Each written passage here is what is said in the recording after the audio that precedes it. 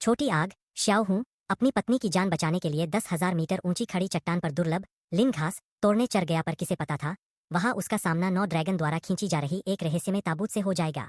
उस ताबूत से निकली अपार शक्ति ने श्याओ हू को पागलों की तरह समयस्थान के एक दरार की ओर खींच लिया। वह तो बस एक साधारण इंसान था, कैसे 9 ड्रैगनों की शक्ति का मुकाबला कर पाता। आखिरकार वह उस दरार में समा गया, पर यही उसका सौभाग्य भी बन गया। वह एक अमर साधना की दुनिया में जा पहुंचा, जहां किस्मत ने उसे चुना हुआ व्यक्ति बना दिया।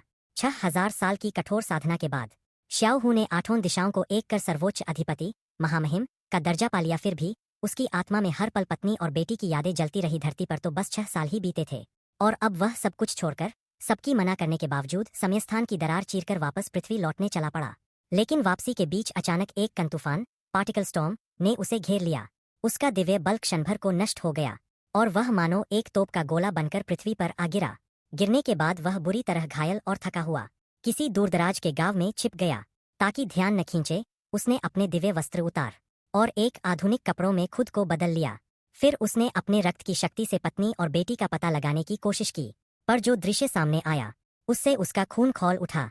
बेटी को ये परिवार के युवा मालिक अपमानित कर रहे थे, और पत्नी ने बेटी को बचाने के लिए स्वयं को बलिदान कर बेहोश कर दिया था। श्याओ हू का हृदय फट पड़ा। वह गुस्से से कांप उठा। एक छलांग में वह आवाज की गति से भी तेज उड़ चला। सिर्फ 10 सेकंड में ये परिवार के महल के ऊपर जा पहुंचा। क्षण भर में वह उनके आंगन में उतर आया, जहां उसकी बेटी भागते हुए उससे टकराई।